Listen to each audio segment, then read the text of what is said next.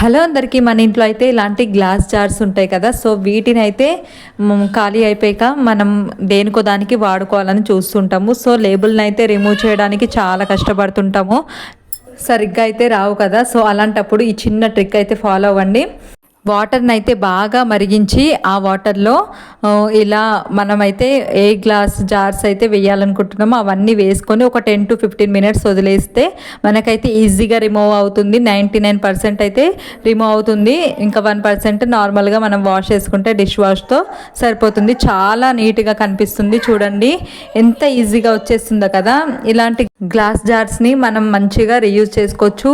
మనం వేరే ఐటమ్స్ కూడా ఇందులో స్టోర్ చేసుకుంటే చాలా బాగుంటుంది. ఫ్రెష్గా అయితే ఉంటాయి. తప్పకుండా ట్రై చేయండి. ఇలా అయితే వీడియో యూస్ఫుల్గా ఉందనుకుంటే తప్పకుండా లైక్ చేయండి. అలాగే అవసరం ఉన్న వాళ్ళకి షేర్ చేసి మరిన్ని మంచి మంచి వీడియోస్ కోసం మన ఛానల్ని సబ్స్క్రైబ్ చేసుకోండి. Thanks for watching. బాయ్.